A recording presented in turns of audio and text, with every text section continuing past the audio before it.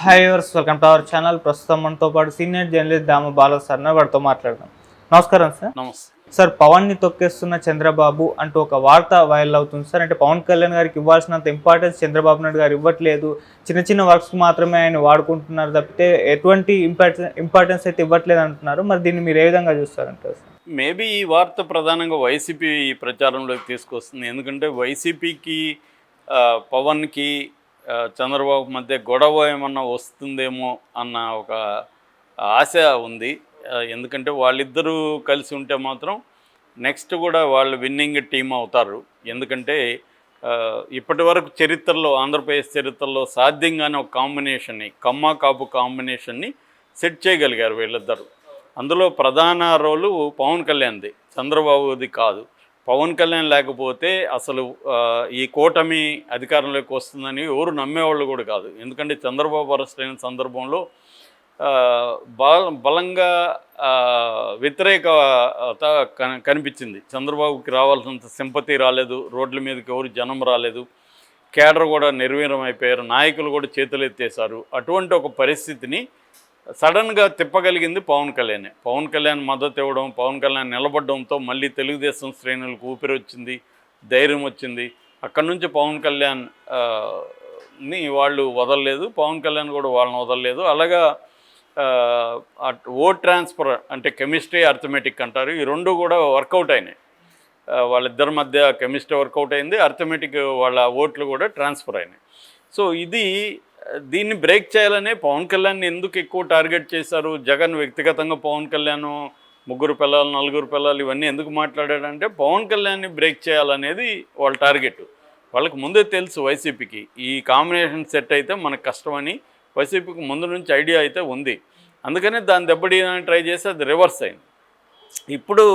ఇప్పుడు కూడా వాళ్ళ హోప్ ఏంటంటే గవర్నమెంట్ వచ్చింది, పవర్ వచ్చింది, పవర్ వచ్చినాక పవన్ కళ్యాణ్ ఎట్లాగూ చంద్రబాబు వాడుకొని వదిలేస్తాడు. సో ఎక్కడో ఒక చోట వీళ్ళకి గొడవ అవుతుంది.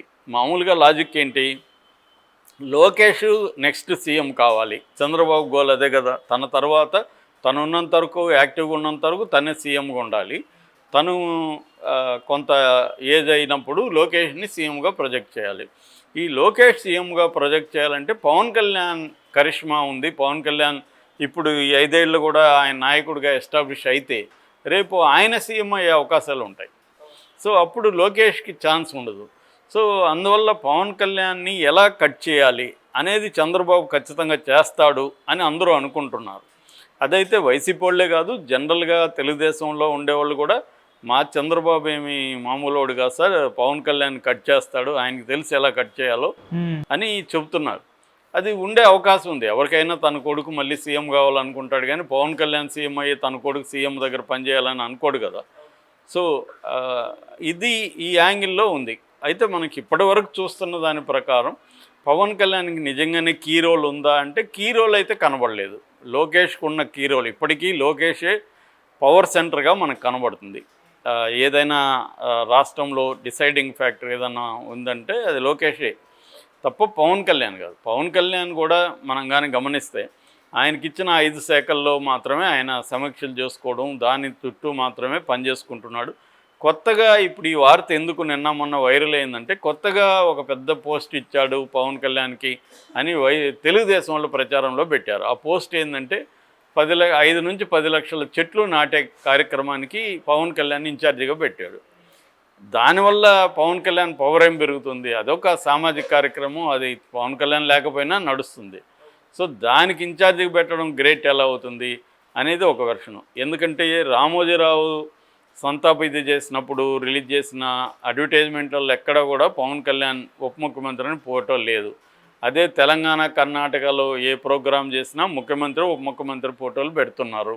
సో చంద్రబాబు మెల్లమెల్లగా పవన్ కళ్యాణ్ని అవాయిడ్ చేస్తున్నాడు.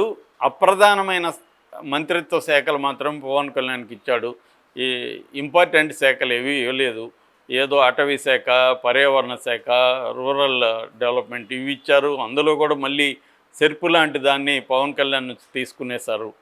సో అందువల్ల చంద్రబాబు ఏంటంటే ఆయనకు తెలుసు ఒక వ్యక్తిని రేంజ్ని ఎలా పెంచాలి, రేంజ్ని ఎలా తగ్గించాలి అనేది ఆయనకు బ్రహ్మాండంగా తెలుసు. కాబట్టి పవన్ కళ్యాణ్ని అలా మర్యాద ఇచ్చే చోట ఇస్తున్నాడు. ఇప్పుడు కలెక్టర్ల సమావేశంలో కూర్చోబెట్టాడు పవన్ కళ్యాణ్ని. అక్కడ మళ్ళీ ఏంది పవన్ కళ్యాణ్ ఆయన అనుభవం నుంచి నేను నేర్చుకుంటాను, ఆయన నాకు నేర్పించాలి, ఈ మాటలు మాట్లాడాడు తప్ప పవన్ కళ్యాణ్ స్వతంత్రంగా ఎక్కడ కూడా మాట్లాడే పరిస్థితి కనపడలేదు. ఇప్పటి వరకు చూస్తే పవన్ కళ్యాణ్కి ఇవన్నీ తెలియదా? అందరికీ తెలిసినప్పుడు పవన్ కళ్యాణ్కి తెలియకుండా ఉంటుందా? చంద్రబాబు నన్ను సీఎం కానివ్వకుండా కొడుకుని సీఎం అవ్వడానికే ట్రై చేస్తాడని పవన్ కళ్యాణ్కి తెలీదా? పవన్ కళ్యాణ్ కూడా తెలివైన రాజకీయ నాయకుడే. ఆయన ఏంటంటే ప్రజెంట్ సిచ్యువేషన్ ఏంటి, ఈ ప్రజెంట్ సిచ్యువేషన్లో నా రోల్ ఏంటి, నేను ఈ ప్రజెంట్ సిచ్యువేషన్లో ఎలా ఉండాలి అనేది తను ప్లాన్ చేసుకునే ఉంటున్నాడని నేను అనుకుంటున్నా. అతనేం తెలివి తక్కువ రాజకీయ నాయకుడు అయితే కాదు. సో అతను పరిస్థితుల్లో బట్టి మనం వెళ్ళాలి, ఇప్పుడు మనం డామినేట్ చేయకూడదు అనేది తనకుంది. ఎందుకంటే చంద్రబాబుకి పవన్ కళ్యాణ్ అవసరం ఇప్పటికిప్పుడైతే లేదు, నెక్స్ట్ ఎలక్షన్లో మళ్ళీ ఖచ్చితంగా ఉంది. ఇప్పుడైతే గవర్నమెంట్ ఏమి కూలిపోదు, ఆయనకి 135 సీట్స్ ఉన్నాయి చంద్రబాబుకి. రెండోది ఈయన మద్దతు లేకుండా మోడీ ప్రభుత్వం ఉండే పరిస్థితి లేదు. అందువల్ల చంద్రబాబుని ఏ రకంగానూ ఇబ్బంది పెట్టకుండా పవన్ కళ్యాణ్ వెళ్ళాలని పవన్ కళ్యాణ్ అనుకుంటాడు, అదే చేస్తున్నాడు. చంద్రబాబు కూడా పవన్ కళ్యాణ్కి ఎక్కువ ఇంపార్టెన్స్ ఇవ్వట్లేదు, నిజంగా కీలకమైన పొజిషన్ ఇవ్వట్లేదు. డిప్యూటీ సీఎం అనేది రాజ్యాంగబద్ధమైన పదవి కాదు, దానికేమి ప్రత్యేక అధికారాలు ఉండవు, పేరుకి డిప్యూటీ సీఎం అంతే, ఆయన ఒక మంత్రి అంతే. కాకపోతే ఇంపార్టెంట్ వాటిలో తనకి ఇబ్బంది లేదనుకున్న వాటిలో ఇన్వాల్వ్ చేస్తున్నాడు. ఇప్పుడు మామూలుగా చాలా ఇళ్లల్లో నేను ఒక ఎగ్జాంపుల్ చాలాసార్లు చెప్తుంటా, భార్యాభర్తలు భార్య డామినేట్ చేస్తున్నట్టు కనబడతా ఉంటుంది జనాలకి. కానీ కీ డెసిషన్స్ అంతా ఎవరు తీసుకుంటుంటారు? భర్త తీసుకుంటుంటాడు.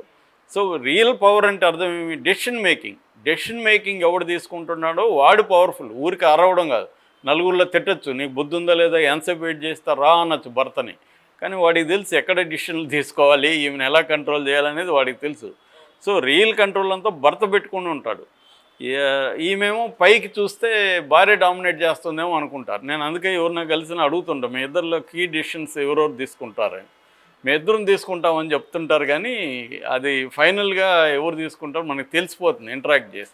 అలాగా ఇక్కడ కూడా ఏంటంటే కీ డెసిషన్స్ అంతా పవన్ కళ్యాణ్ తీసుకుంటున్నాడా, లోకేష్ వీళ్ళిద్దరిని కంపేర్ చేస్తే లోకేష్ తీసుకుంటున్నాడు. ఇప్పుడు ఏదన్నా ఇంపార్టెంట్ పని కావాలనుకో, ఒక ఎన్ఆర్ఐకి ఇంపార్టెంట్ పని కావాలా, ఎవరిని కలవాలని ఆలోచించినప్పుడు లోకేష్ని కలవాలనేదే ఎక్కువ మంది నేను విన్నది కూడా.